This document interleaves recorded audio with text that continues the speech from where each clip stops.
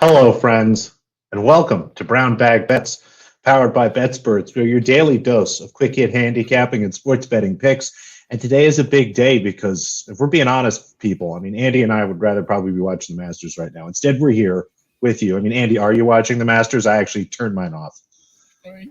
No, I have the 4, 5, 6 hole coverage on. I'm going to switch to having both screens here in a little bit. I'm just working, clipping up some audio, working on a few little things while golf is on. You can do a lot with golf on in the background. So yeah, I'm going to watch a ton of golf today. I have the pimento cheese in the fridge. We'll be spreading that on some sandwiches here in a little bit. Yes, very exciting. It sucks. A lot of my full tournament stuff were like split start guys. So like I have a bunch of golfers that have not started yet in my matchups, but a lot of their opponents have started, or my golfer started and their opponent hasn't. So like every single one of my full tournament bets is off the board right now because somebody's either starting, or in Rory's case, he's next to tee off, so they've taken those down. So I don't have I have a daily matchup I'll talk about. Hopefully later in the week I'll have some afternoon daily stuff, and by later in the week I mean just tomorrow. I can talk about. I did see some fun ones I didn't get involved with, and I wish I would have for the Masters. Some books had a market for 36 hole matchups, just like Thursday, Friday. I thought that was pretty cool. That's fun. Simpson's stroking it right now. So, yeah. I did bet a lot. If you looked at my article there on the BetSperts app under the content tab, I bet a ton of props. A lot of that stuff will take a while to settle. Hopefully we just get hole in one right away. Just cash that. Let's do it. Let's roll that money over into something else. So real quick, thanks before we get into picks today to our sponsor, WynnBET. Check out the links in the pinned tweet under @BrownBagBets on Twitter. Get your $500, $1,000 risk-free bet. We're waiting on some new links because we have new states on board here soon. I think Virginia, Indiana, maybe one more. So we'll have some more links eventually. And honestly, maybe it'll just be one link to rule them all. Eventually, we'll work on that as well. You can still get your sweatshirt. Sign up, get a sweatshirt. We'll give it to you still. I'll always give you a sweatshirt if you sign up, if you send me a screenshot of your first bet. But yeah, let's get into it. Let's start with the NBA because, yes, it's Masters week, but everything else is still rolling on. We still have basketball. How'd it go? Did you watch the Timberwolves? What the fuck happened in that game? Like there was like 300 goddamn points yesterday. There were some really, really goofy games. Unfortunately, both of our bets, we lost our team total over by the hook, and we lost our full game over by a point. So I lost 2 combined bets by 1.5 yesterday. That has to be some sort of record, Andy. I'm not really sure. I'll have to go back and check, but a little bit of a painful finish yesterday. That's okay. We jump into today, and we do have a lot of basketball. There are 7 games tonight. It'll be nice. The Masters will be finished around 7:30. You can jump into some of these. Yeah, unfortunately, though, given the compressed season, given everything, the names on the teams are maybe look a little better in the games. We've got Lakers in Miami. The Lakers continue to be a mess without LeBron and Anthony Davis. Chicago versus Toronto. Chicago is playing better, but Toronto now experiencing a lot of injury issues. Cleveland and Oklahoma City. No one's left for Oklahoma City. I'm not sure who's even playing for them. Cleveland is without Jared Allen, without actually, no, they still have Colin Sexton, the other guard, and Garland, whose name I couldn't remember there for a second. But Milwaukee Dallas is the one that I've highlighted here. I like over 227, and I would actually play this up to 228, even 229. I had this closer to like 235 myself. Giannis Antetokounmpo is questionable. We saw the other night, we took advantage of him being questionable and then being out against Golden State. Tonight, I'm happy to kind of ride that again. If he's out, I think this number's fine. I think the market's overreacting a little bit to him being off the floor for the total here. I think it will still be a fast-paced game. Dallas puts up a ton of points. Milwaukee's going to be fine putting up points even if Giannis is off the floor, given some of Dallas's defensive challenges. If Giannis is in, this total will just jump up. This will be in the mid-230s, I think, pretty quickly if he's announced to be in. So I think we're getting a good number here if he's out, and an even better number if he's announced in. So let's take an over tonight, Andy. I know you like those. Yeah, Giannis has been paying you. I know. Is the audio a little goofy, Patrick? I'm catching it on my end too. I don't know if your mic is a little funny. Is my mic also a little garbly. You're coming through a little funny for me. I don't know if your mic settings are the same. Let us know in the chat there. I don't listen to the show while I watch the show. That's awful hard. But yeah, if your Giannis luck keeps up like it did the other day, I think easy peasy, lemon squeezy, no big deal. So yeah, a little bit of basketball tonight. Like I said, my golf, there's not a lot going on. I did find a couple. I woke up so early.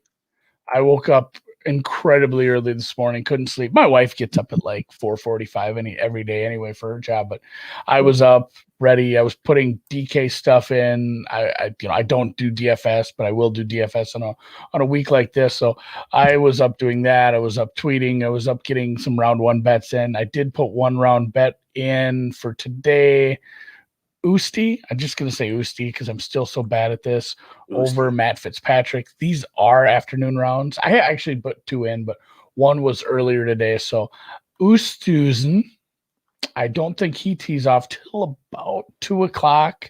I actually had tee times. I had tee times up this afternoon. So these are afternoon rounds. So you can still get this one in if you want to join along. But Usti is somebody I'm going to back here. His numbers flesh out nice. He has experience, and just Matt Fitzpatrick is way down the board for me. I make this one closer about 130. So I'm happy to take this here. I've faded him a few times, and poor Patrick says he feels like Tom Hanks in Castaway this week since I don't bet golf. Yeah, you're gonna see if you have a gambling Twitter curated Twitter page or Twitter feed, you're gonna see so much Masters content this week. It's fun. I'm Usti like Michael. I like this. Usti, the South African Michael Strahan. Yeah, I have a bit of a gap myself. I do have a soft You could be Ustazen for Halloween. Your head's not as big, but I don't know if anyone would get that. Like, you'd have to explain that joke a lot. So and we did have another comment from the YouTube chat, Coco Goff. Yeah, Coco paid us out in spades. Last night, what was it, 6-4, 1-6, 6-4? Something like 27. Yeah, 27 games, 3 sets. Everything came through there. So beautiful job by her. And the best part about it was that she won. So she will continue to play tennis this week. We'll dive into some tennis here quick. Start Bogota on the red clay down in Bogota. Now, this one starts pretty shortly after we're going to finish. This one probably gets underway in about half an hour, maybe 45 minutes, depending on how the matches before it go. Maria Osorio Serrano, and I know I missed a name. She has a fourth one in there somewhere. I can't remember what that one is. A local player from Colombia, finished second last time they played this event.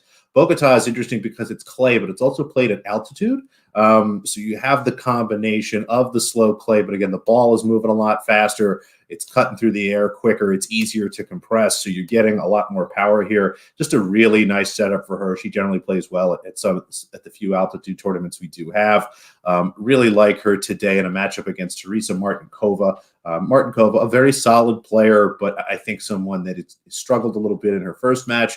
I think will struggle here again. Generally doesn't play well at altitude. And although clay is her better surface, I start to dig into some of the data here. Osorio Serrano, just about as good, if not better, and really just a younger player kind of ascending. So happy to grab the underdog here at plus 150. If you find a plus 145, that's okay. Plus 140 is probably the line, maybe a like 3/4 unit at plus 140, but no lower than that. I make her a favorite too. I don't care. She's great. And if you have live outrights for this, which will be probably like later this afternoon when they're done these matches, take a look at her. I mean, if she wins this match, she'll be, I think, in the low double digits, high single digits to win the tournament. And that'll be worth a little bit of a sprinkle. Maybe we'll talk about that tomorrow. Look at I redid the backgrounds too. This is actually Charleston, and this was actually, I don't know if the other one was where they play, but it's somewhere in Bogota. So this is the green clay that we talked about the other day. That's Madison Keys too on the bottom there. I think it is. Yeah, you can tell by just how gangly she is. Another person with big teeth. In Charleston, we mentioned Coco Gauff. She went over for us yesterday. She won. Let's do it again. Lauren Davis, a young American player who's been playing very well on this surface, I think is going to give Coco Gauff all the trouble she can handle. They hung a 20 on the total games. This might be 20.5 by now. That's fine. 20, 20.5, 21. This should be 21.5. I don't understand why they would hang 20 here. It just is mind-boggling. There's either something I'm missing and we're getting really lucky, or something the market's missing with the Masters going on. I'm not really sure. They moved this the other way. Again, Samsonova was 20.5 and plus 170. Now that we're playing Lauren Davis, again, similarly competitive player, might even be a little better on these surfaces. They take the total down to 20 and give us plus 180 on the 2.5 set. So happy to run it back again here. Like I said, 20, 20.5, even a cheap 21 is fine on the over 2.5 sets. I play this down to plus 160. So let's continue to ride the wave until we get thrown off, Andy. Yeah, I looked at this too. I had to go look because if the Vikings play the Bengals tomorrow, I could set a number for that in my head. But some of these WTA, there's so many of these, and I don't pay as much attention as you. Obviously, I couldn't tell you is like somebody a massive favorite. I looked at this too. I thought 20 was a bit low, and I mean the money line is pretty heavily tilted to Gauff, but it's not like it's a 1.1. This is what minus 250, minus 300. Yeah. And even as a big favorite, she just doesn't close things right now. She's still she's a good player, still kind of a weird raw talent. And yes, she is so young. I think you're right in mentioning the money line, and that maybe is what's driving this total, right? Maybe they're just going, all right, here's the money line, here's the spread, bang, here's the total. I don't know. Again, we'll continue to take advantage of this. So nobody tell any bookmakers about this. They probably don't care. Yeah, if you're a bookmaker and watching this, it's not allowed. That's true. Yeah, if you work at Pinnacle, you can't change it. You just have to leave it just as the way it is. Just the way it is. Oh man, this course is kind of playing hard today. Maybe not too difficult, but the leaders are only 2 on, and still many golfers yet to play. A bunch of guys that haven't teed off, but there's been a few struggles here. It's rock hard. The ball bouncing. All the lies are super tight. If you watch anybody that's kind of chipping on like a fairway next to the green, it's been really tough for them today. I saw a couple guys that were actually looked like they were excited to be in the second cut. And I can tell why. I mean, I'm amazed that Augusta on Thursday, the first day of the tournament in April, at the beginning of the golf season, is going ham like this on the golf course. So, maybe they'll have a burnout, but it's Augusta. They have enough money probably to fix this thing. But I think that, Chris Felica was right the other day. And when he mentioned that the grounds crew kind of took it personally that they were throwing up big numbers in November. So I think we saw that come back maybe with a little bit of an overcorrection. Quick question from Mr. Lipscomb. Andy, did you give up on baseball props after one bet? No, I just was so incredibly busy yesterday. I had the blog. I had to get all my bets in. Price shopping at 10 different books takes a long time. And honestly, the technical side behind what we did last night was a big pain in the butt for me. So yesterday I just got way too busy. I will have baseball props the rest of the week. And as I refine my model and hopefully I don't get Scherzered again, that one actually, even after he got tattooed, that one actually was still kind of close. Things settled down quite a bit. Was that Brooks gone over the bunker? So, and yesterday that was a lot of fun. That is probably something we will be doing going forward. If you missed that, I mean, here's a quick look at that. I played Augusta yesterday. In fact, I shot a 62. It is a course record. I put everything on super easy. Tasty. It was a lot of fun. But yeah, Drew and I it won't be another.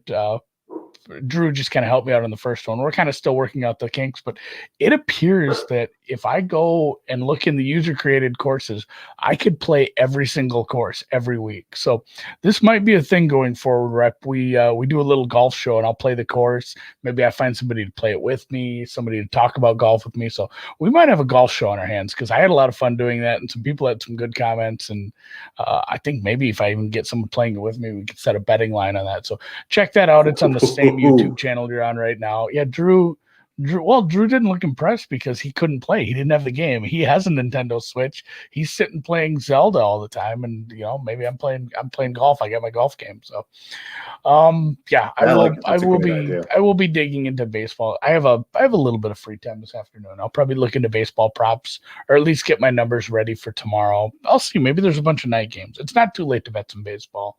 I felt bad because I had some baseball yesterday.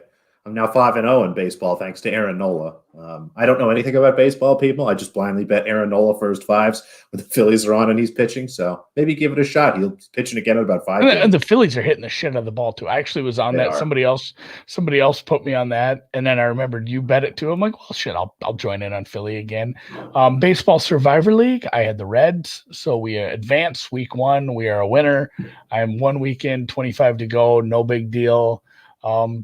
Going to be a short one today, which is fine because I have golf to watch. I have a pimento sandwich to eat, and I have a lot of video clips to clip up for later this week for when we're right and when we're hilariously wrong. So, thanks for the hangs. Sorry it was a short one. And yes, I will have some baseball. I'll have baseball and golf tomorrow. We'll have a mega show. We'll do a shitload of betting tomorrow. Yeah, we've got all afternoon. We'll be watching this Masters stuff. We'll find some stuff, I'm sure. Oh, for sure. So we'll catch you tomorrow for the Friday show.